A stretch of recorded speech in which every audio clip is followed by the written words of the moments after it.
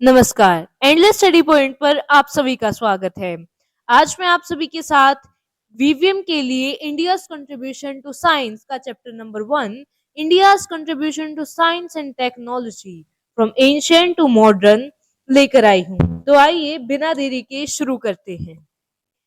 Advancement in science and technology have been major reason for development of human civilization. India has been contributing to fields of science and technology since ancient times. Even today, what we term as traditional knowledge is actually based on scientific reason. Means जो advancement है science और technology में वो जो human की development है उसका एक मेन रीजन रहा है। जो ह्यूमन सिविलाइजेशन है वो डेवलप हुई किस वजह से हुई? क्योंकि उनके पास धीरे धीरे साइंस और टेक्नोलॉजी आती गई। इंडिया है वो साइंस और टेक्नोलॉजी के फील्ड में बहुत पुराने टाइम से कंट्रीब्यूट करती आई है। नियर अबाउट जो हड़प्पन सिविलाइजेशन थी उस टाइम से कब थे 3000 बीसी टू 1500 बीसी में जो हड़प्पन सिविलाइजेशन थी वो थी, और वहां से लेकर अब तक जो इंडियन सिविलाइजेशन है वो साइंस और टेक्नोलॉजी के फील्ड में कंट्रीब्यूट करती आ रही है। जिसे आज हम ट्रेडिशनल नॉलेज कहते हैं वो एक्चुअली साइंटिफिक रीजनिंग पर बेस्ड है। प्री इंडिपेंडेंस मीन्स हमारी आजादी से पहले जो हम हमारे पास जो साइंटिफिक डिस्कवरीज थी, साइंटिफिक डेवलपमेंट या फिर टेक्नोलॉजिकल डेवलपमेंट थी वो। The history of scientific discoveries and development in India dates back to the Vedic era. It is believed that ancient Indian scholars have developed geometrical theorems before Pythagoras and had made them popular. Means जैसे scientific discovery है, development है, वो India की history में वैदिक era से भी पुरानी है। माना जाता है कि जो इंडियन माना जाता है नहीं है असल में जो इंडियन स्कॉलर्स है इन्होंने ज्योमेट्रिक थ्योरम्स पाइथागोरस से पहले पॉपुलर कर दी थी, बना दी थी उन्होंने। ठीक है। जैसे पाइथागोरस थ्योरम आपने पढ़ी होगी, जो राइट एंगल ट्रायंगल है उसका हाइपोटेनियस निकालने के लिए हम यूज करते हैं, तो वो पाइथागोरस से पहले इंडियन स्कॉलर्स ने इन्वेंट कर दी थी। नेक्स्ट है the concept of squares, rectangle, circle, triangle, fraction and the ability to express number 10 to 12th power, algebraic formula and astronomy have all had their origins in Vedic literature.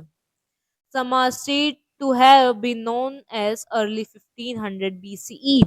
Means जो Indians हैं उन्होंने squares के concept, rectangles के concept, circle, triangle, fraction, जो numbers को उनकी 10th power से 12th power तक एक्सप्रेस करने की एबिलिटी है, अलजेब्रिक फॉर्मूले, एस्ट्रोनॉमी, इन सब का ओरिजिन था वो वैदिक लिटरेचर से हुआ था, जो कि 1500 बीसीई में वैदिक एरा था वो शुरू हुआ था।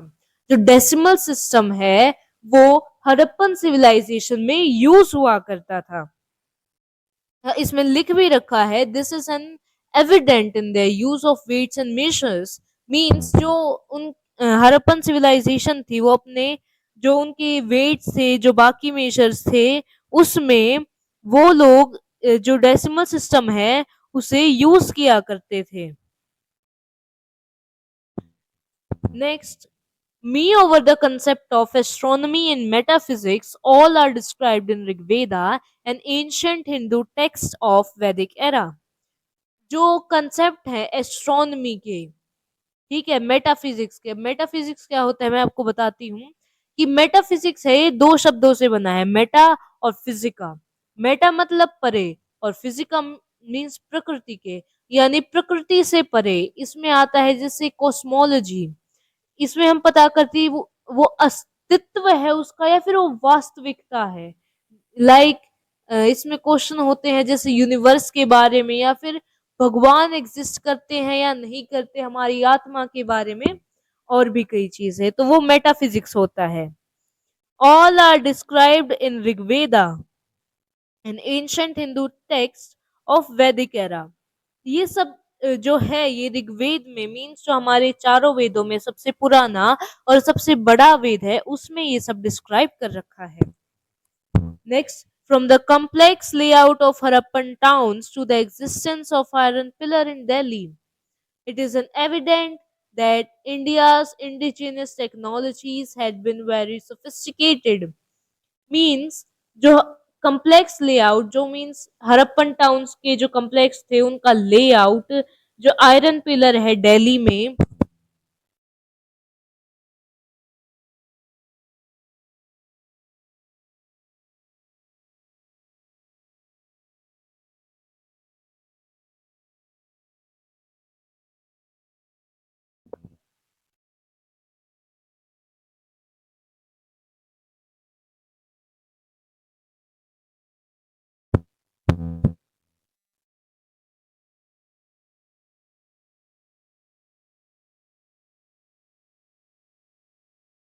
natural air conditioning, complex of stonework and construction engineering. Means जो ये लोग थे, जो उस टाइम के आर्किटेक्ट्स थे, वो उन कैसे बिल्डिंग्स में वाटर सप्लाई प्लान करनी है, traffic flow, natural air conditioning, ये complex stone work, construction engineering, ये सब उन्हें अच्छी तरह से पता था कि कैसे बिल्डिंग्स को डिजाइन करना है कि उसमें सारी की सारी सुविधाएं हों। जैसे इसमें है नेचुरल एयर कंडीशनिंग, गर्मियों का मौसम होता तो उस टाइम वहां पर ये तो होता नहीं था कि एसी है फिर पंख फैन वगैरह कुछ है, तो वहां पर नेचुरल उनका डिजाइन ही ऐसा होता था कि नेचुरल एयर कंडीशनिंग वहां पर बनी रहती थी।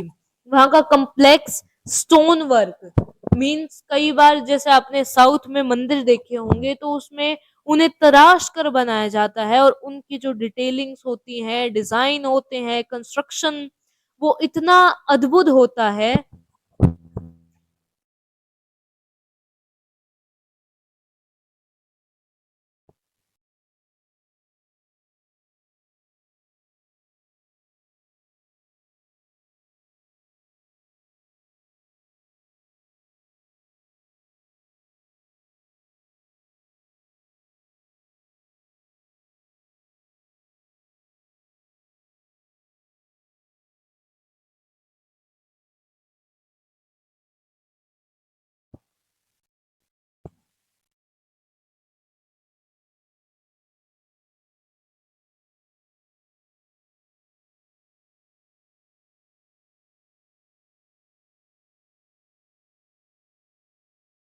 और एयर कूलिंग आर्किटेक्चर भी था, जबकि बाकी एंशियंट सिविलाइजेशन में छोटे छोटे टाउन थे जहां पर एक ही सेंट्रल कम्प्लेक्स होता था।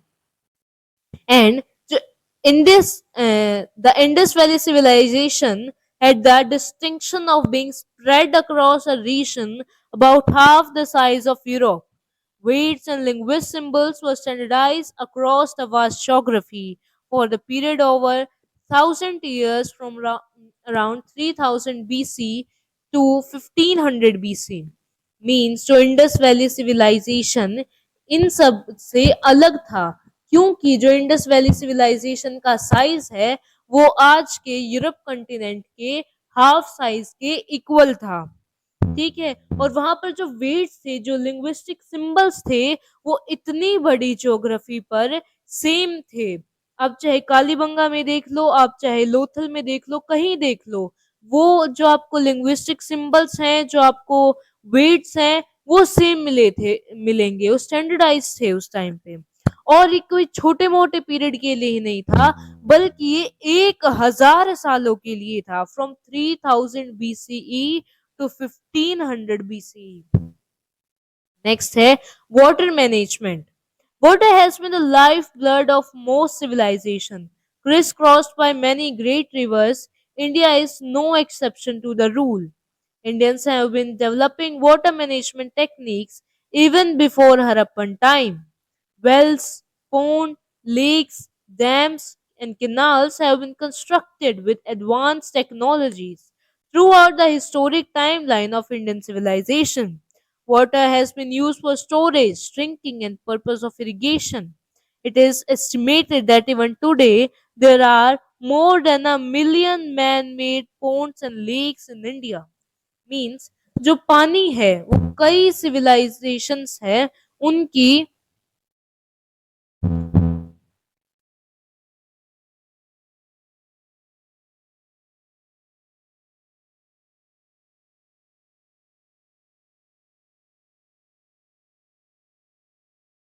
कई सिविलाइजेशंस के लिए जरूरी है।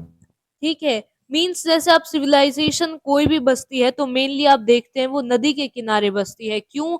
क्योंकि वहां पर पानी अवेलेबल है। पानी अवेलेबल है तो मीन्स वो इजीली पीने के लिए पानी है उनके पास, जो वो फसल उगाएंगे उनको इरिगेट करने के लिए पानी है उनके पास, और भी जो वो काम करेंगे पानी के साथ, तो उनके पास सुविधा हो जाती है। तो जो वर्ल्ड की जो मेजर सिविलाइजेशन है वो आपने देखा होगा कि वो नदियों के किनारे बसी होती है। जैसे सिंधु घाटी सभ्यता है, ये सिंधु नदी के किनारे थी। Mesopotamia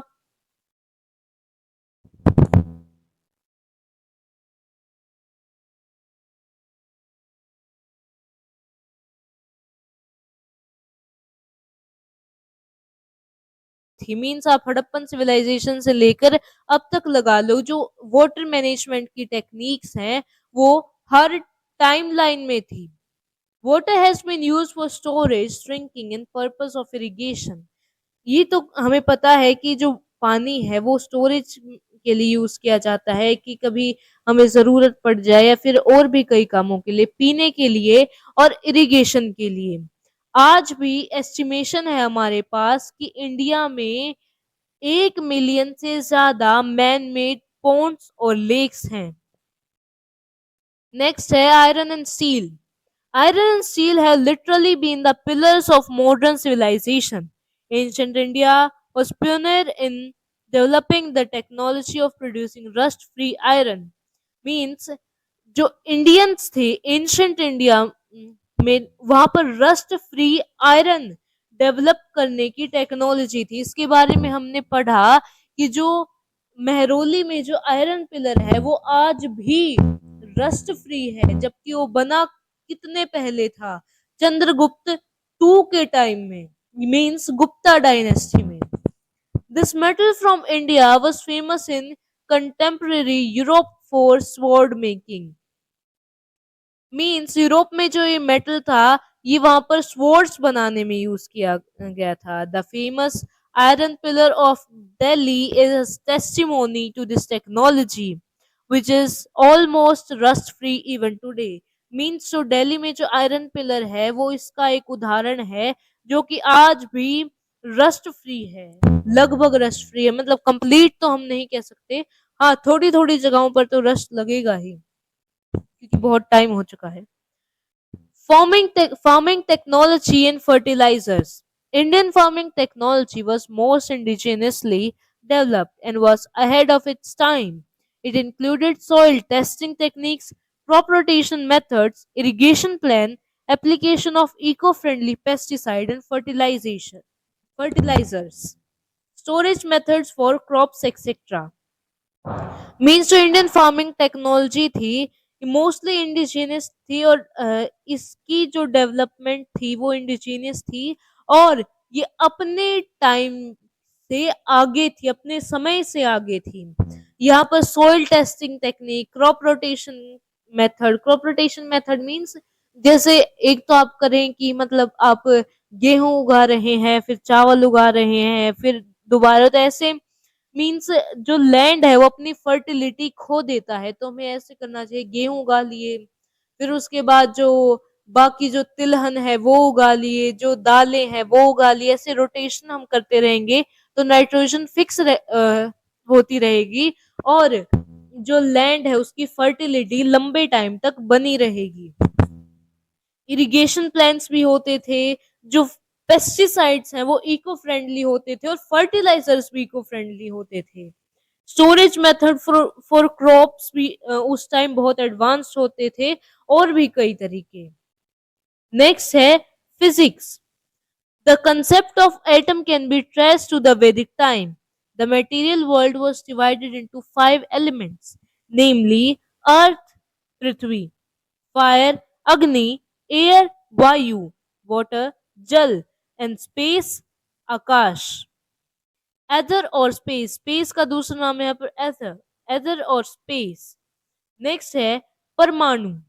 Beyond atom was considered to be the smallest particle which cannot be divided further. Nuclear energy is produced today, splitting the same. Means जो एटम का जो कंसेप्ट है वो वैदिक टाइम से चला आ रहा है। जो मटेरियल वर्ल्ड है,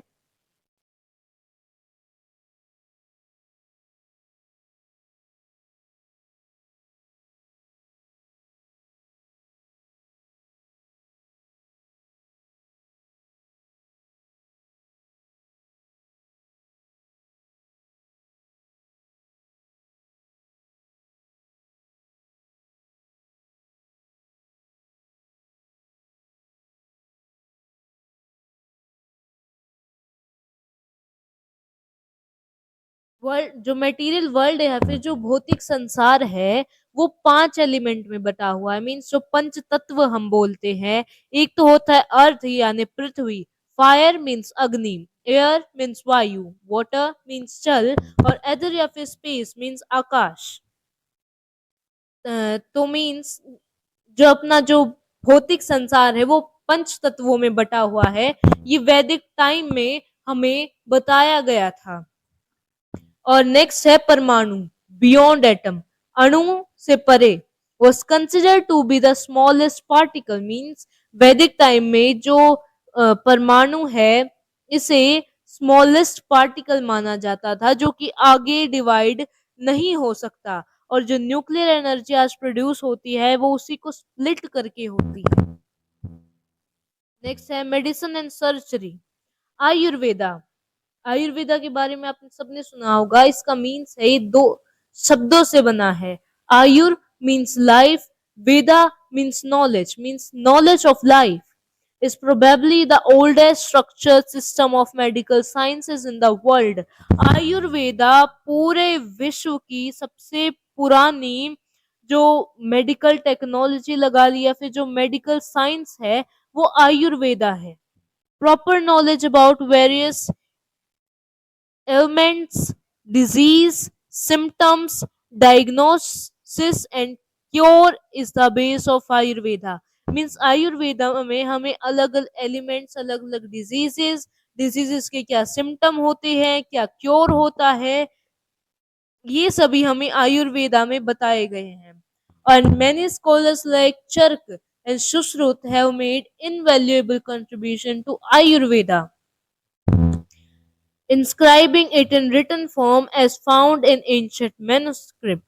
जो चरक हैं, चरक ने लिखी थी चरक संहिता और सुश्रुत ने लिखी थी सुश्रुत संहिता।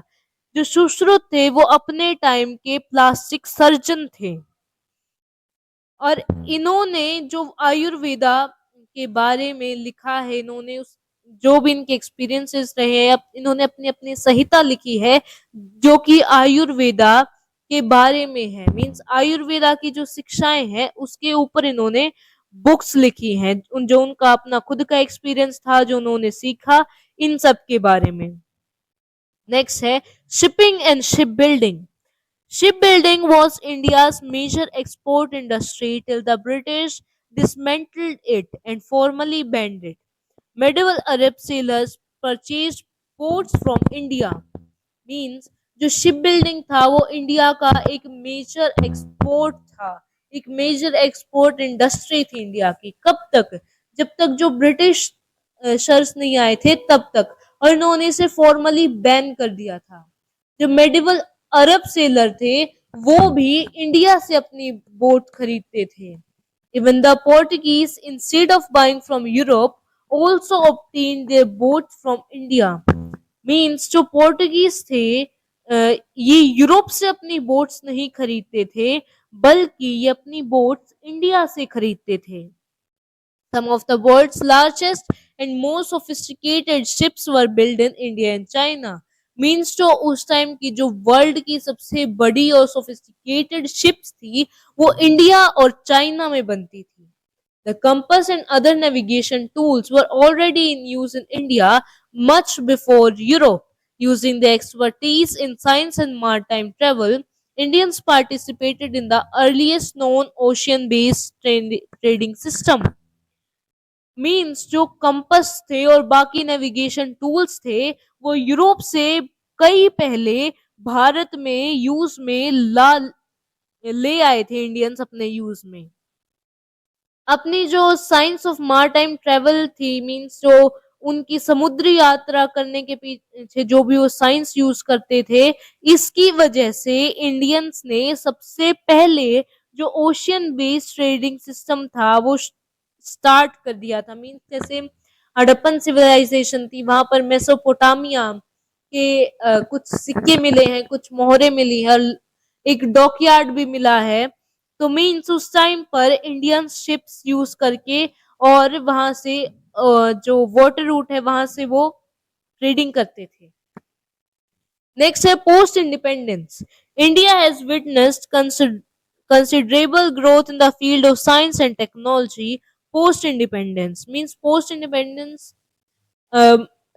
जो हमारा टाइम था वहां पर जो इंडियंस थे उन्होंने अपनी जो साइंस और टेक्नोलॉजी है उसमें कंसिडरेबल ग्रोथ देखी है। Significant achievement have been made in the areas of nuclear and space sciences, electronic and defence. India is world's third largest scientific and technical man power in the world. Means जो post